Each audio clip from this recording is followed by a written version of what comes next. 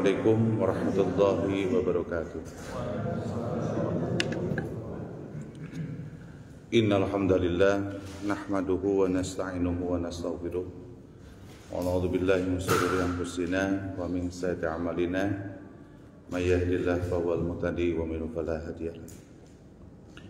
Asyhadu an la ilaha illallah wahdahu la syarika lah wa asyhadu anna Muhammadan abduhu wa rasuluhu alladzi la nabiyya ba'd. Allahumma salli wa sallim wa barik ala Rasulillah Sayyidina Muhammadin wa ala alihi wa sahbihi wa barik wa sallim. Rabbi israh li sadri wa yassir li amri wa hlul 'uqdatam min lisani yafqahu qawli. Rabbi zidna ilman warzuqna fahman. Allahumma inna nas'aluka ilman nafi'an wa rizqan thayyiban wa amalan taqabbalan.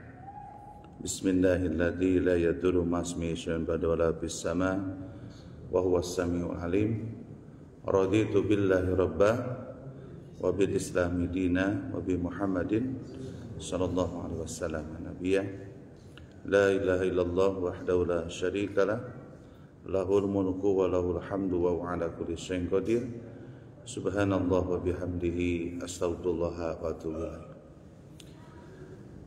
Alhamdulillah, segala puji hanya milik Allah atas nikmat yang Allah berikan pada kita semua. Kita bisa hadir di masjid yang mulia ini dalam rangka kita, kebutuhan kita sebetulnya hadirnya kita di Masjid Bait Umar bin Khattab ini. Karena segala sesuatu yang kita lakukan ketika melaksanakan ibadah sebetulnya nanti akan kembali kepada diri kita. Makanya kita bersyukur Allah memberikan nikmat banyak ke kita kembalikan lagi dalam bentuk pengabdian kita sebagai hamba Allah kepada Allah dengan cara ibadah. Perlu diketahui bahwa ini adalah rezeki paling terbesar di saat ketika seseorang istiqomah dalam menjalankan ibadah. Dibanding dengan harta itu tidak ada apa-apanya. Cuma kadang kita selalu melihat itu orang lain ya. Sehingga kalau sudah melihat orang lain, ya sudahlah ya. Kita ini jadi teracuni ya pikiran kita karena melihat kepada orang lain yang dalam bentuk masalah urusan dunia. Kalau ibadah bagus lihat orang lain ya. Urusan dunia nggak boleh ya karena nanti akan terus kecewa ya. Makanya kita bersyukur pada Allah Subhanahu wa taala kaki kita dimudahkan oleh Allah untuk hadir di berjamaah salat maghrib, lalu dilanjut dengan zikir tadi, lalu dilanjut dengan kita mendengarkan apa yang disampaikan oleh Allah dan Rasulnya. Jadi saya ini hanya menyampaikan saja. Dan ini semua adalah pengabdian kita sebagai hamba Allah. Mudah-mudahan kita berdoa kepada Allah Subhanahu wa taala semoga hadirnya kita di malam Senin ini Allah berikan kekuatan hidayah untuk senantiasa kita istiqomah dalam menjalankan ibadah. Amin ya rabbal alamin. Salawat dan salam semoga tercurahkan pada junjungan kita Nabi besar Nabi Muhammad sallallahu alaihi wasallam, pada keluarganya, sahabat dan semoga kepada kita semua. Karena bentuk salawat kita kepada baginda itu mengingatkan bahwa kita harus patuh dan taat kepada perintahnya. Wa may yuti'ir rasul, kata dalam Al-Quran itu barang siapa yang taat kepada baginda kita faqad ata Allah, maka sudah taat kepada Allah. Mudah-mudahan kita bersalawat itu menguatkan kita untuk senantiasa beribadah dengan memakai aturan-aturan yang diperintahkan oleh Rasulullah. Dari ibadah itu segala sumbernya adalah baginda kita Rasulullah SAW.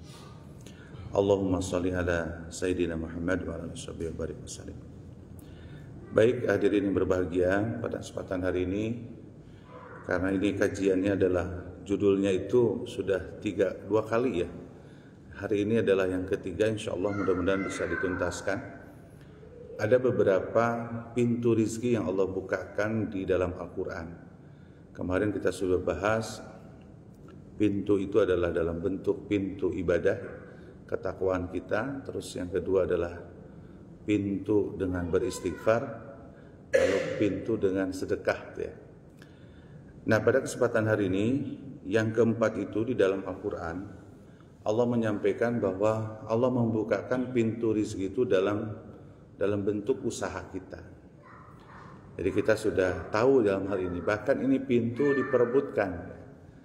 Jadi orang tuh suka berpikirnya logis ya, bahwa apa yang kita ikhtiarkan, diusahakan, itu yang kita akan dapatkan. Ketika seseorang bisnis ya, menjadi pegawai, menjadi wirausaha, ketika kerja keras, Allah kasih daripada hasil kerja keras itu ya. Ini tercantum di dalam surat An-Najmu, surat ke-53, menyampaikan ayat di dalam 39-40. Allah menyampaikan wa alaisal insana illa ma sa'a wa anna sa'yuhu sabir. Jadi Allah menyampaikan begini, bahwasannya ketika seseorang manusia itu mengusahakan. Jadi Allah tidak pernah mengasih kepada seseorang itu apa yang tidak diusahakan. Makanya kalimatnya dikuatin dari ayat keduanya, dan aku perlihatkan apa yang diusahakan. Jadi ini pintu ini banyak yang diperebutkan di dunia ini, ya. Jadi cara berpikirnya bahwa kalau kita usaha dapat duit, dapat gaji, gitu ya. Kalimatnya begitu. Apa yang kita usahakan itulah yang Allah akan berikan kepada kita semua. Dan ini menjadi sebuah pintu, di mana pintu ini adalah bahwa kita memang diwajibkan berikhtiar.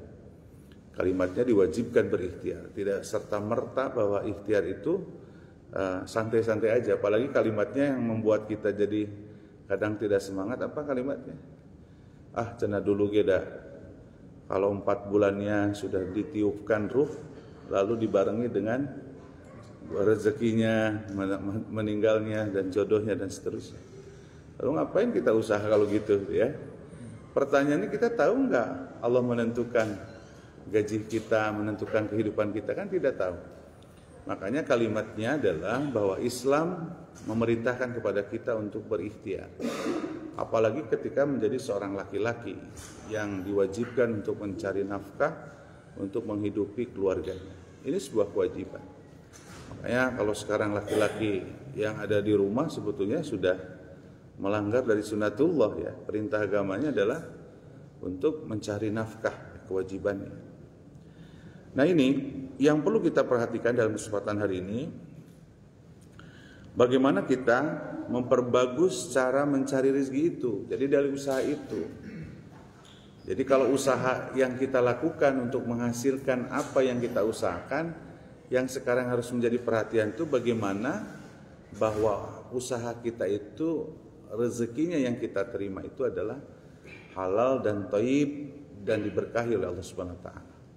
Nah, itu sebetulnya pernah saya sampaikan di dalam kesempatan hari ini bagaimana seorang imam besar Abu Laits dari Samarkindi, daerah Samarkindi, disebut Imam Samarkindi karena beliau adalah orang Samarkindi di Timur Tengahnya. Ada 5 kiat itu yang kemarin pernah saya sampaikan. Pertama, kalau rezeki kita dalam usaha kita itu pingin berkah, yang pertama itu apa katanya? Ayyu akharallahu min faraidillah li ajri kasbi. Jadi yang pertama, ketika kita mencari rezeki jangan mengakhirkan kewajiban kita kepada Allah, atau bahkan mengakhirkan. Itu nggak bagus ya. Nggak akan berkah itu apa yang kita terima. Apalagi kalau kita usaha, punya usaha bisnis, lalu menjadi direktur ya, pada saat sholat, nah, tidak ada aturan-aturannya. Sekarang sudah mulai ya, para pengusaha muslim itu pada saat di waktu sholat diberikan kesempatan untuk melakukan ibadah sholat. Apalagi masalah transaksi, dalam perniagaan saja dilarang dalam agama. Akan menjadi haram itu apa yang diterima oleh seseorang ketika transaksi pada saat di waktunya ketika panggilan Allah. Nah, ini harus kita sikapi dengan sikap terbaik bahwa yang pertama ini menjadi sebuah ketetapan. Kalau ingin berkah jangan mengabaikan waktu-waktu yang telah ditentukan oleh Allah SWT. Yang kedua itu jangan menyakiti katanya. Itu pernah saya menceramah di sini kalau nggak salah ya, Bulait itu. Kalau nggak salah ya saya, apakah di tempat yang lain. Yang kedua itu la yu'ti ahada min khalqillah li ajli kasbi. Jangan menyakiti pada sesama makhluk, sesama kita karena urusan kasab ya. Cuma persaingan ya di perusahaan, seling sikut kiri kanan supaya dia yang maju orang lain biar tersisihkan. Itu juga tidak bagus ya, apalagi zolim. Nah, ini kan menyakiti. Kalau sudah menyakiti, dosanya besar karena sudah terhadap hakul adami. Karena untuk taubatnya kepada orang yang kita zolimi itu harus kita minta maaf, baru terhapus dosa kita. Makanya pada saat ketika mencari rezeki itu jangan sampai kita menyakiti kepada sesama karena urusan bisnis atau urusan usaha kita. Kalau berdagang juga harus hati-hati ya, harus bersaing dengan sehat ya. Jangan saling menyakiti. Saya punya kantin di SMK 2. Kalimatnya begini ke 8 kantin itu. Kalau ada yang membuat jadi gaduh di kantin ini, saya berhentikan. Karena apa coba? Ya, kita satu keluarga, urusan jual ini karena sama dan seterusnya. Gak boleh seperti itu. Rezeki sudah diatur oleh Allah SWT. Jadi yang kedua itu seperti itu. Yang ketiga, maksud daripada kita mencari nafkah itu hadirin, jangan hanya untuk istri dan anak saja, tapi harus dijama'i, harus keseluruhan. Makanya pernah saya sampaikan program di dalam keluarga ketika seorang laki mencari nafkah, mencari rezeki itu supaya berkah, jangan hanya untuk istri dan anak saja. Tapi pernah saya sampaikan dalam ayat surat Al-Baqarah ayat 215 itu, yang pertama urutan di dalam untuk supaya kita berbagi itu pertama orang tua kita, wabil walidain. Yang kedua adalah dawil kurba, kerabat. Baru kesananya di situ disebutkan wal yatama wa masakin. Coba lihat di dalam surah Al-Baqarah. Artinya bahwa kita mencari nafkah itu jangan hanya untuk egois kita sendiri. Kadang ada orang tuh khusus saja cari duit, datang ke rumah, penting istri anak terpenuhi aja gitu. Selesai sudah, itu salah sebetulnya. Makanya kalau ingin berkah itu lihatlah ketika kita mencari nafkah itu hasilnya itu harus dilihat urutannya. Apalagi seorang laki-laki kewajiban seumur hidup kepada ibunya, kepada orang tuanya itu wajib untuk menafkahi. Jangan sampai ini yang banyak dilupakan. Istri itu yang kedua, hadirin. Istri itu yang kedua, yang pertama adalah kepada orang tua kita. Makanya kalau kita memuliakan orang tua kita, maka rezekinya pun akan seperti raja, dimuliakan sama Allah SWT. Pernah saya sampaikan, orang-orang sukses di Indonesia itu, kata Helmi Yahya, semuanya memuliakan orang tua. Nah kita itu cari rezeki itu kadang suka penting kebutuhan istri, apalagi istrinya yang bawel, banyak kebutuhan. Wah, padahal sebetulnya ada bagian hak orang lain. Jadi hakum ma'lum kalimatnya dalam surat Al-Ma'arij itu, walladzina fi amwalihim hakum ma'lum. Kata Allah itu dalam hartamu ada hak orang lain. Ya, hak orang lain itu dalam bentuk ya masjid ini juga perlu disupport ya. Dakwah itu perlu disupport. Gak bisa gitu ya. Semua kegiatan dakwah itu hanya mandiri, tidak bisa. Kita sebagai umat Islam harus mendukung. Makanya posisinya ada dalam bentuk kita berbagi itu ada zakat, infak, sedekah yang pernah kita sampaikan kemarin. Jadi itu yang ketiga itu. Jangan sampai hati-hati hadirin, bapak-bapak ya. Sisihkan apa yang kita cari itu. Yang penting yang membedakan adalah besaran dan waktu. Ya orang kaya besarannya gede, waktunya cepat. Orang yang sedang ya agak mundur-mundur ya. Orang yang tidak mampu lama gitu ya. Orang yang penghasilan 1 juta bukan berarti dia tidak memiliki kewajiban untuk berbagi. Tetap ada, cuma waktunya saja. Mungkin 3 bulan sekali, mungkin setahun sekali. Nah, tapi mereka yang punya penghasilan yang kecil pun dia tetap harus bagaimana menyisihkan untuk kegiatan-kegiatan jamaah. Makanya hadirin, yang ketiga ini yang penting sekali sebetulnya. Masjid ini bisa menjadi berkembang, bisa banyak kegiatannya kalau kita support sebetulnya hadirin. Ya, kalau jamaah yang hadir kesempatan ini support tiap bulan, rereongan ya, dalam setiap bulan rutin, dan uang itu oleh panitia masjidnya atau DKM-nya dipastikan programnya. Itu nanti akan bagus ini. Apalagi kalau ada masyarakat yang perlu dibantu, maka masjid menjadi solusi, dan itu semua adalah dukungan dari jamaah. Dan ini yang perlu kita catat, bahwa harta yang kita miliki itu adalah salah satunya hak bagi yang seperti itu, program-program yang baik. Jadi kalau masih sekarang hanya untuk kebutuhan anak, apalagi anak sama pendidikan, ya, istri, kebutuhan keluarga. Nah sekarang rubah, ada sisihkan buat hak-hak yang lainnya. Ya, karena insya Allah apa yang kita terima itu akan menjadi berkah ketika kita tujuannya adalah mencari nafkah seperti itu.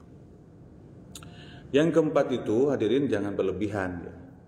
Kalau mencari nafkah itu jangan sampai berlebihan. Hubud dunya, mencintai terlalu berlebihan terhadap dunia, melampaui batas, ya, serakah, tamak, itu kan sifat-sifat tercela. Dalam surat An-Nazi'at itu Allah menyampaikan apa? Fa'amman man tagha, maka banyak adapun orang yang selalu berlebihan itu, wa asarul hayatad dunya, yang selalu mengutamakan urusan dunia, fa innal jahima hiya ma'wa, tempatnya adalah tidak bahagia.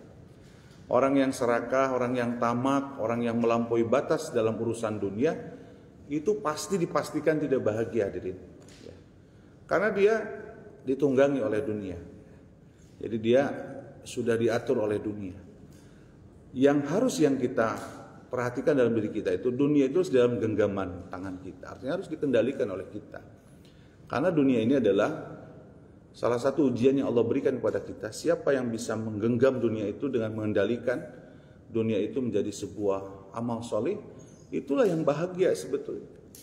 Orang tuh yang kalau sudah hubud dunia, mencintai dunia, bahkan Tuhannya adalah dunia, waduh, udah nggak enak lah, gelisah ya.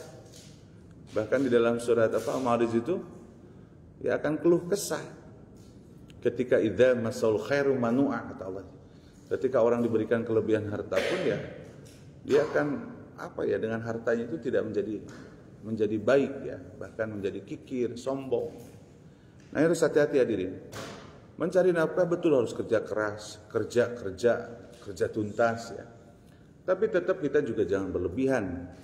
Jangan sampai kita itu sampai mencintainya berlebihan sehingga menjadi Tuhannya adalah dunia. Hati-hati dalam semuanya. Dan terakhir, dalam supaya rezeki kita dapat berkah itu harus punya keyakinan bahwa apa yang kita terima itu adalah rezeki itu dari Allah SWT. Jadi jangan kayak Qarun, ya. Qarun itu merasa dirinya bahwa apa yang diterimanya, yang dimilikinya adalah hasil kerjanya. Surat Al-Humazah itu apa? Yahsabu anna malahu ahlad.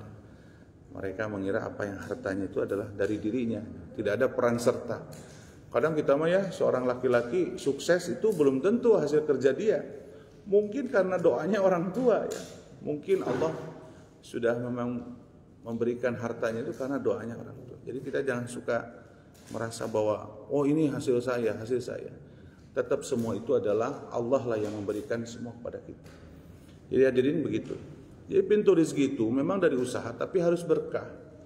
Ya kalau masalah dunia itu Allah bersifat Ar-Rahman, ya. Pengasih ke semua hambanya. Orang yang nggak kenal Muslim pun dikasih, ya. Konglomerat sekarang di Indonesia aja itu yang disebut 9 naga itu adalah memang bukan orang Muslim, ya, non Muslim, Cina, ya. Ya, tapi kalau kita mengejarnya adalah apa yang kita usahakan itu menjadi berkah, dibawa datang ke rumah itu berkah bagi istri dan anak-anak kita. Makanya jangan sampai ada yang haram, ya. Nanti makanya bahayanya penghasilan haram kita bisa gali. Luar biasa Rasulullah dan Allahnya bagaimana mengecam kepada orang yang mencari pekerjaan ataupun penghasilan yang haram. Jadi kita hadirin, yang pertama itu. Tetapi pada kesempatan hari ini kita harus sikapi bahwa ketika Allah membukakan pintu rezeki dalam bentuk usaha ini, Allah pasti perlihatkan kepada kita, tetapi kita sebagai seorang muslim yang baik, seorang mukmin yang baik, rezeki yang kita terima itu harus menjadi berkah buat keluarganya dan buat jamaah, ya. Nah, di sini Rasulullah SAW, ya, dalam hadis riwayat Ibnu Majah bahwa, ini mohon maaf saya kacamatanya membaca dekatnya ini lagi sedang masalah.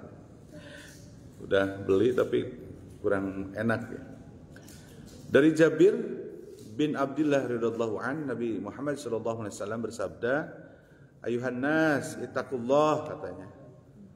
"Wa ahmalu fit talbi fa innahu nafsan lan tamuta hatta tastawfiya rizqaha. Ini sebentar, enggak hafal hadisnya. Bahwa kata Rasulullah itu, wahai umat manusia, bertakwalah engkau kepada Allah dan tempuhlah jalan yang baik dalam mencari rizki. Jadi kalimat Rasulullah itu memerintahkan kepada kita bahwa perbaguslah dalam mencari rizkimu. Karena sesungguhnya seseorang ketika akan mati itu, hingga ia benar-benar telah mengenyam seluruh rezekinya. Jadi Rasulullah itu gini, ketika seseorang itu sudah dapat jaminan bahwa kayak saya solihin, kata Allah itu kamu rezekinya 10M selama hidupnya. Maka ketika 10M itu belum diberikan kepada saya hingga habis, kata Rasulullah, maka jatah hidup kita belum tentu kita Allah panggil. Makanya ketika ada orang yang mencari, dalam hadis ini disebutkan, tempuhlah jalan yang baik. Karena ketika mencari rezeki yang tidak halal itu, dan di sini perintahnya tidak tinggalkan yang haram. Ketika seseorang jatah kayak solihin 10M, tapi saya menempuh jalan yang haram. Nah sebetulnya tetap aja 10M sebetulnya. Kalian kita memang kayak gitu ya. Artinya kalau kita cari yang haram jadi tambah banyak gitu ya. Enggak, sebetulnya hadirin. Itu Rasulullah menyampaikan. Jatahnya 10M solihin. Kamu mau cari yang halal tetap jatahnya 10M selama hidupnya. Cuma kadang kan kita hawa nafsunya ya, yang kepada dunianya, sehingga tidak meyakini itu. Jadi ngapain kalau memang jatahnya 10M, ya kenapa harus cari yang haram? Carilah yang halal gitu ya. Ini coba tanyain para ulama. Ini hadisnya populer itu ya.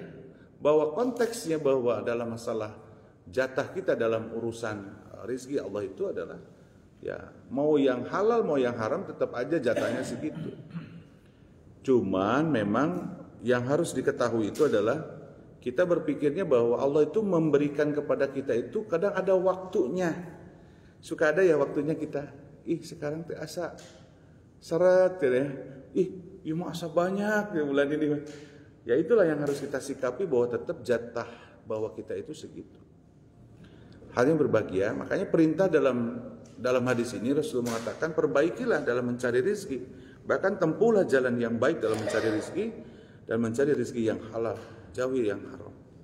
Ini yang harus kita sikapi dalam pintu rezeki ini ya. Jadi ayo bismillah supaya berkah. Nah, dalam usaha ini tipsnya itu jangan selalu melihat orang lain. Lihatlah diri kita. Sesuaikan gaya hidup itu dengan apa yang kita terima. Jangan gaya hidup itu lihatnya orang lain. Kita kan susahnya karena lihat orang lain ya. Apalagi tetangga kita.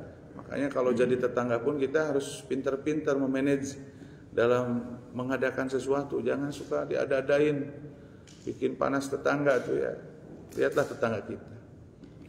Ya, di perumahan biasa karena kita mampu beli yang mahal, mobil, cari mobil yang mahal. Harusnya jangan begitu kita. Menyesuaikan aja. Kalau mau pindah ke rumahnya yang lebih mewah.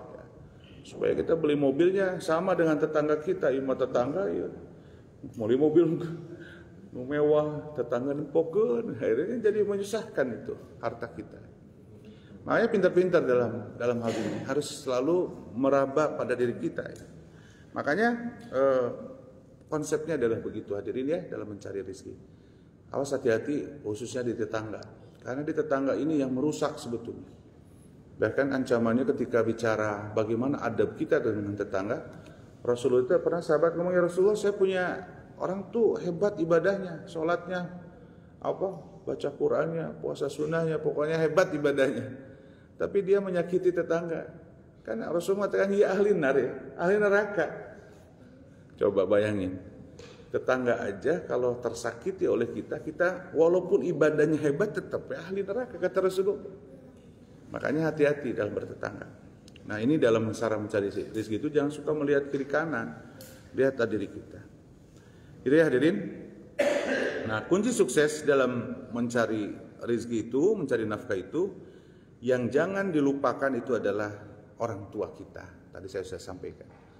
Kalimatnya yang dibangun itu ini kata Ustadz Abdul Somad dalam ceramahnya saya juga, muliakanlah orang tuamu seperti raja, maka rezekimu akan seperti raja.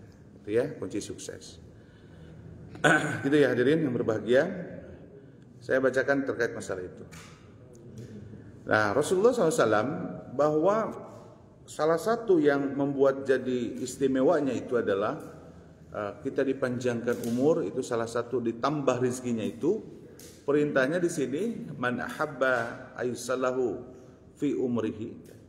Jadi kata Rasulullah, barang siapa yang suka panjangnya umur, dan di sini sebutkan yuzadalahu fi rizqi, ditambah rizkinya, maka falyasil ya, pertama harus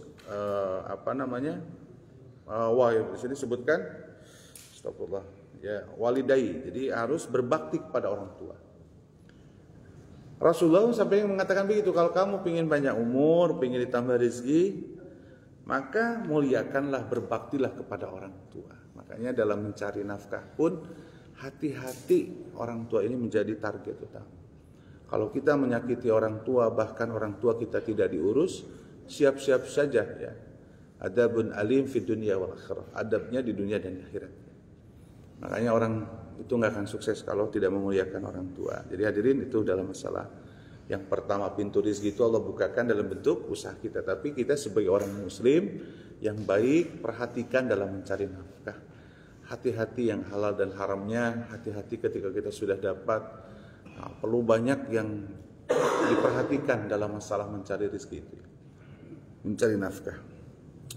Berikutnya, yang kelima, maaf ya, ada rezeki itu Allah bukakan dalam pintu bersyukur. Ini sudah jelas ya. Ini disepelekan sebetulnya hadirin. Padahal ayat ini para ulama, teman-teman semua sekalian sudah hafal. Surat Ibrahim ya, surat ke-14 ayat 7 ini kan sudah populer. La in syakartum la azidannakum wa la in kafartum inna adzabi lasyadid. Jadi kalau orang bersyukur pasti ditambah. Ini kan kalimat Allah, Allah tidak mengingkari janji. Cuma kalimat syukur ini kadang kita hanya lisan saja. Lisan ngomong aja itu juga bagus, karena harus mengungkapkan ucapan kalimat thayyibah. Ketika mendapatkan nikmat kita mengucapkan alhamdulillahirabbil alamin. Nah, kalimat ini sebetulnya bisa membukakan pintu rezeki. Ketika seseorang itu bersyukur kepada Allah Subhanahu wa taala, maka Allah akan tambah rezeki kita. Cuma pertanyaannya bagaimana cara bersyukurnya kita kepada Allah Subhanahu wa taala? Yang pertama hadirin, cara bersyukur itu adalah yang pertama resepnya ridho atas takdir yang Allah berikan kepada kita.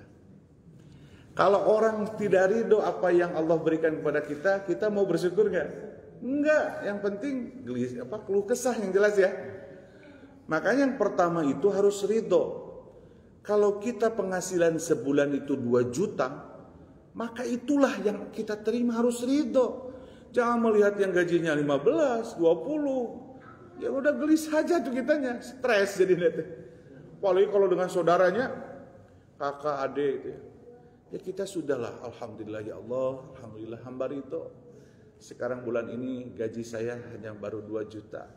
Manfaatkanlah 2 juta itu untuk dikembalikan kepada ibadah-ibadah kita kepada Allah SWT. Dan itu kunci daripada rasa syukur kita kepada Allah. Betul ya hadirin? Kalau nggak ridho bagaimana cara bersyukurnya? Yang jelas mah keluh kesah. Ayo we ngomong ya. Apa bahasanya teh? Bahasa Sunda nama. Ayo we nanti ngomong ngoceh karena memang penghasilannya kita gimana? Toh penghasilannya segitu ya. Nah, di sini yang pertama kunci syukur ini kalau supaya bisa membukakan itu adalah pertama harus ridho. Maka kalimatnya itu yang harus dibangun di dalam diri kita, bahagia akan hadir pada seorang hamba kalau ridho atas takdir yang Allah berikan.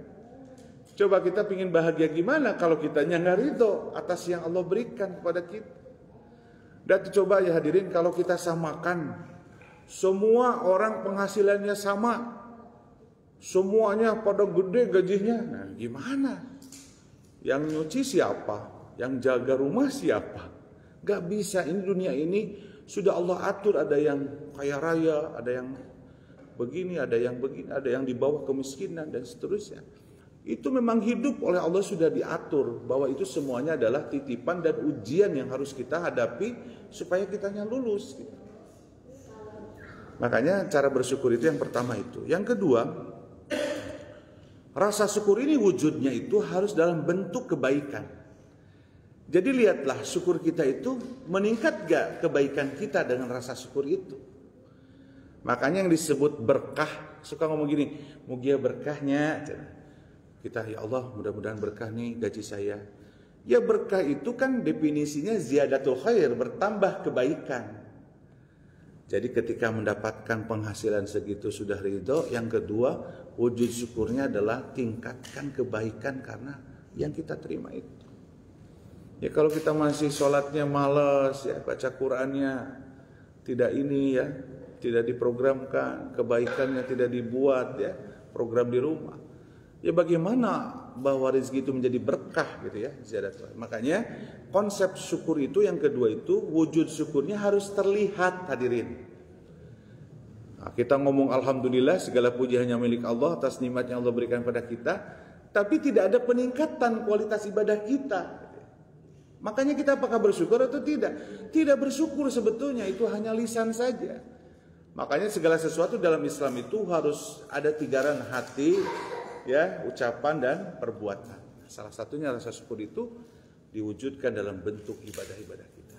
Hadirin hari ini, hadirin di sini duduk kita bersama-sama mencari ilmu, mendengarkan apa yang disampaikan Allah dan Rasulnya. Itu semua rasa syukur kita kepada Allah Subhanahu wa taala. Bahwa ini adalah sesuatu yang diperintahkan oleh agama. Salat berjamaah, salat isya berjamaah, nanti subuh dan seterusnya. Itu adalah wujud kebersyukuran kita. Makanya Rasulullah SAW di dalam di dalam surat Luqman, maaf ya. Di dalam surat Luqman ayat ke-12 itu Allah menyampaikan wa may yashkur fa innama yashkuru li nafsi. Jadi barang siapa yang bersyukur kepada Allah itu sebetulnya sesungguhnya kata Allah itu untuk dirinya rasa syukur itu. Dia akan kembali pada dirinya, minimal bahagia, hadirin. Saya tanya kalau ke hadirin, apa sih tujuan hidup itu? Pingin bahagia kan semua. Sok tanya, pingin bahagia? Pasti pingin bahagia. Pingin hidup ini membuat jadi kita bahagia. Salah satu kebahagiaan itu ya rasa syukur kita kepada Allah Subhanahu wa taala. Gitu ya. Maka dalam surat Luqman seperti itu. Jadi semua apa yang kita lakukan itu adalah rasa syukur itu akan kembali kepada kita. Tapi ketika kita bicara tidak bersyukur, Allah Subhanahu wa taala dalam surat Luqman pun menyatakan wa man kafara fa innallaha ghaniyyun hamid. Kata Allah tuh kalau barang siapa yang tidak bersyukur ya, maka sesungguhnya Allah Maha kaya ya, dan Maha terpuji.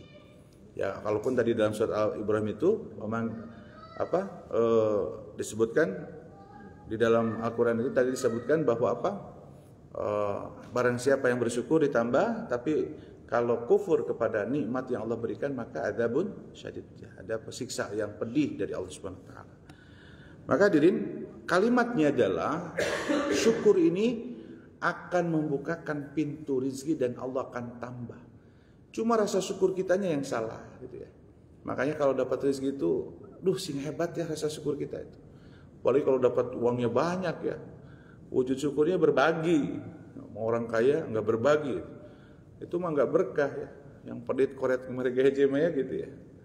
Makanya konsepnya adalah bagaimana pintu rezeki itu dibukakan dalam pintu bersyukur. Maka salah satunya itu kita harus bisa menjadi hamba-hamba yang bersyukur. Kalimatnya sudah populer tadi ya, bahwa barang siapa yang bersyukur ditambah. Nah di sini kalimatnya itu di dalam hadis Rasulullah SAW, dalam hadis riwayat Ahmad disebutkan adalah malam yashkur qalil katanya ya. Jadi barang siapa yang tidak mensyukur yang sedikit, lam yashkur katsir. Bagaimana mau bersyukur yang banyak? Makanya kadang ada Allah tuh, si eta mah dibere sakieu teu bersyukur, mau ka dibere gitu. Akan dulu ditambah gitu ya. Kan seperti itu.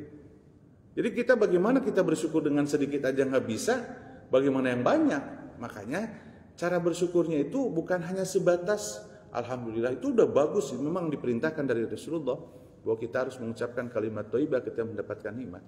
Tapi wujud kebersyukurannya sebetulnya harus terlihat dalam seseorang itu bersyukur tidaknya.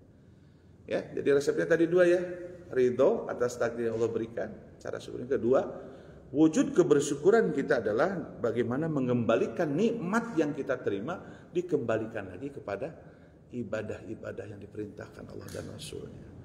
Makanya kalau lihat orang bisnis nih hadirin, dia ketika lihat bisnisnya berkah tidaknya, lihat aja kualitas dirinya, kualitas ibadahnya naik gak? Kalau nggak naik pasti nggak berkah itu. Karena ada orang tuh ya usahanya wah cepat. Saya punya teman, nah, teman itu kan saya tahu usianya, Pak Yana juga tahu. Dia di usia 39 sudah kaya. Tapi kan lihat di ibadahnya, kalau ibadahnya tidak meningkat, ya berarti nggak berkah itu dalam bisnis itu. Makanya sebetulnya wujud syukurnya lihat diri kita, gitu ya. Begitu. Makanya kalimatnya itu tadi itu siapa yang kita harus bangun dalam diri kita? Bahagia akan hadir pada seseorang apabila selalu bersyukur kepada Allah SWT. Rasa syukur itu harus dibangun, satu ridho atas takdir yang Allah berikan pada kita, yang kedua mengembalikan nikmat yang Allah berikan dengan bentuk ibadah-ibadah kita. Ayo bismillah. Dan bahagia mah ada di diri kita, bukan di orang lain ya. Jadi kalimatnya itu banyak yang bahagia itu apa yang kita berikan, bukan apa yang kita terima. Betul ya? Kadang kita mau bangga kalau yang diterima ya, oh saya dikasih, oh bangga. Padahal sebetulnya apa yang kita kasih harus yang itu yang bahagia. Paham ya hadirin? Ini Allah sampaikan kepada kita, dan kalimat Al-Qur'annya itu harus dimaknai dengan dalam ya. Bahwa ketika kita bersyukur, lalu Allah akan tambah ya. Tapi jangan begini, saya bersyukur punya istri satu, nanti ditambah satunya lagi, bukan. Itu mah kalau poligami urusannya bukan itu ya. Banyak ya, babnya juga tebal poligami mah ya. Jadi kalau tebal mah susah berarti ya gitu ya. Jadi bukan begitu ya. Nah, dalam kesempatan ini yang berikutnya sebentar lagi, bahwa rizki itu Allah menyampaikan di dalam surat An-Nur itu yang kelima itu, yang keenam ya. Tadi keempat, lima, enam itu adalah rizki itu Allah berikan ketika pada saat seseorang menikah. Jadi yang nggak ada yang bujangan di sini ya. Nah, kadang kita itu suka ngomong gini, cuna kita ada ya. Jadi kalau yang namanya bujangan itu jarang ada yang kaya katanya ya gitu ya. Kalau udah menikah baru, karena memang Allah bukakan pintu rezeki itu pada saat ketika seseorang menikah. Cuma ketika menikah pun hadirin, yang harus diperhatikan itu bagaimana ketika menjalin mitsaqul ghalid kan. Mitsaqul ghalid itu perjanjian agung ya. Jadi menikah itu disamakan dengan perjanjian waktu itu Rasulullah dengan pihak kaum Quraisy ya. Mitsaqul ghalid. Mitsaqul ghalid itu perjanjian agung. Makanya jangan disepelekan itu pernikahan itu. Sekarang ini banyak di Departemen Agama di KUA ya. Banyak orang yang bangga ya dengan fotonya udah selesai ini urusannya. Aneh ya, baru 2 tahun sudah cerai lagi gitu ya. Padahal sebetulnya nikah itu membukakan pintu rezeki. Yang ini sebetulnya yang salahnya itu adalah pada saat ketika rumah tangga, dia tidak dibekali bagaimana rumah tangga yang disebut samawa. Sakinah, mawaddah, warahmah itu perangkatnya banyak indikatornya. Betul doanya itu kita selalu mendoakan semoga berkah ya. Barakallahu laka. Itu kan kita kalau ada pernikahan. Tapi baru ibadah, padahal kan ibadah yang terpanjang itu menikah. Tapi aneh ya, baru 2 tahun, 5 tahun sudah cerai, betul ya? Banyak sekarang itu. Biasanya janda-jandanya juga pada cantik ya, yang cerai ini. Karena mungkin merasa dirinya cantik ya, tidak dipenuhi kebutuhannya oleh suaminya. Ayo ngomong dunia ya. Akhirnya cerai. Coba aja lihat yang janda-janda yang baru 5 tahun, 6 tahun itu perceraian itu karena masalah ekonomi. Dan ini bangga dengan ketika dia keluar dari KUA sudah selesai urusannya. Padahal rezeki itu akan Allah bukakan pada pintu menikah. Itu ya, suratnya An-Nur 24:32. Bisa disebutkan kata Allah Subhanahu wa taala ketika perintahnya adalah kawinlah orang-orang yang sendirian ya. Karena ketika berkawin itu kata Rasulullah, kata Allah Subhanahu wa taala, kalau kamu dalam keadaan miskin akan dimampukan mereka pada saat ketika menikah. Jadi sudah menikah Pak Santi, rezekinya banyak ya, karena doanya istri hebat ya. Makanya kalau dibahas masalah pernikahan yang membukakan pintu rezeki itu ternyata istri itu peran sertanya enggak sepele. Hadirin, wah, doanya istri itu mantap ya dalam hadis itu ya. Doanya seorang istri itu bisa membukakan pintu rezeki kepada suaminya. Makanya carilah istri yang solihah. Nah, kalau istri banyak tuh ya. Makanya Rasulullah tadi tungkil mar'ah. Ya. Kalau saya PNS nggak boleh, haram hukumnya. Kata Rasulullah itu tungkihul mar'ah, nikahlah wanita karena 4. 1, pertama li jamali karena kecantikan, li hasabi turunan ya. Wah ini turunan menak nih gitu ya. Terus yang ketiga adalah apa katanya? Jadi pertama karena kecantikan, li jamali karena turunan, yang ketiga li mali karena hartanya. Wah makanya kemarin di DKI itu kalimatnya begitu ya. Itu walau sudah minta maaf Pak Susmono itu ya. Nikahilah katanya janda-janda yang kaya itu pengangguran. Itu sebetulnya bahasa. Itu bukan bahasa kalimatnya pelecehan bukan. Nah, tapi bukan berarti Rasulullah pada saat nikah itu menikahi Siti Khadijah itu pemuda yang miskin, tidak. Rasulullah tuh mas kawinnya berapa itu?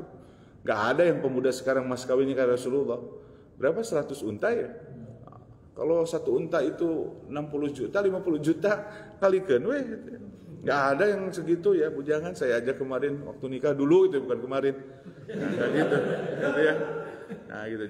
Jadi gini, yang bujangan itu Allah menyampaikan akan dimampukan. Makanya peran serta kerjasama antara suami istri itu nanti wah luar biasa. Allah lipatkan rezekinya. Makanya bentuklah keluarga yang sakinah mawaddah warahmah itu. Ini pembahasannya banyak. Insya Allah nanti kita dalam waktu ya. Dan terakhir, rezeki itu yang terakhir yang Allah bukakan itu ketika Allah memiliki anak ya. Jadi memiliki anak itu pasti membawa rezekinya. Saya ini meyakinkan terkait masalah rezeki yang Allah berikan mengenai anak. Saya itu ditinggal ayah itu di usia 1 tahun setengah. Bapak saya itu meninggal di tahun 79, saya lahir 78. Pada saat bapak saya bertugas menjadi kepala sekolah PGA, pendidikan guru agama. Dulu bapak saya itu kata ibu saya sih ulama besar ya. Saya tidak pernah melihat. Jadi selalu ceramah ya. Tapi statusnya kepala sekolah, tapi kepala sekolah PGA. Sekarang udah sama, saya juga kepala sekolah. Sudah ceramah, tapi bapak saya itu meninggal pada saat itu. Tapi saya meyakinkan bahwa ternyata yang memberikan rezeki bukan ayah kita, tapi Allah lah yang memberikan rezeki kepada ketika perjalanan hidup ya. Sama Kang Heriana itu sering sebangku dulu ya waktu SMP. Terus perjalanan ternyata Allah ngurus ternyata ya. Maka meyakinkan kepada kita bahwa kita itu akan diberikan rezeki masing-masing, punya rezekinya. Salah satunya anak kita. Maka kalimat yang di masyarakat itu apa? Banyak anak, banyak rezeki. Itu betul. Ya, dan harus yakin itu semua itu. Cuma karena ada keluarga berencana ya, jadi sekarang mah udah sedikit-sedikit ya. Kalau anak yang dulu bapak ibunya anaknya 9, 12 ya. Jadi kalau ada satu yang hilang tuh santai weh gitu ya.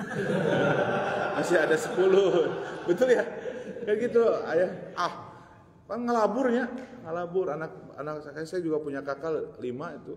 Jadi mama saya santai aja waktu lagi di pondok, nggak pernah tiap bulan. Sekarang saya punya anak tiap bulan saya bawa dia. Dulu mau santai-santai aja ya, karena memang beda, banyak anaknya ada yang 11, 10 dan seterusnya. Demikian bisa sampaikan hari ini. Mohon maaf ini karena waktunya tadi cuma hanya 30 menit sebetulnya ya. Nah, kita nggak bisa mendalam sebetulnya. Tapi insya Allah apa yang disampaikan ini bahwa ada pintu-pintu dalam hidup ini kita bukakan semua ya. Hadirin, awas hati-hati bahwa rezeki itu bukan hanya apa yang kita usahakan saja dalam bentuk kerjaan, kasab ya. Tapi ternyata pintu itu Allah bukakan dalam bentuk ketakwaan, dalam bentuk sedekah, dalam bentuk istighfar, ya, dalam bentuk keluarga yang nanti samawa itu yang betul-betul solid ya dalam keluarganya, yang masing-masing lah, ya. Makanya itulah yang harus kita perhatikan di dalam Al-Quran. Mudah-mudahan pada kesempatan hari ini, insya Allah mudah-mudahan nanti kalau masih ada pembahasan yang lain, nanti kita coba mendalami hal-hal yang lain. Mudah-mudahan apa yang disampaikan oleh Allah dan Rasulnya ini memberikan kabar kepada kita semua dan kita bisa melaksanakannya. Amin ya rabbal alamin. Demikian bisa sampaikan. Mohon maaf kalau ada kekurangan dan kesalahan, dan itu adalah dari saya pribadi, dan semoga Allah mengampuninya. Yang benar dan yang benarnya adalah dari Allah dan Rasulnya. Semoga kita diberikan hidayah untuk bisa melaksanakannya. Mari kita akhiri dengan doa kafaratul majlis. Bismillahirrahmanirrahim. Subhanakallahumma wa bihamdika asyhadu an la ilaha illa anta astaghfiruka wa atubu ilaik. Aku qouli hadza wa astagfirullah wa lakum. Assalamualaikum warahmatullahi wabarakatuh.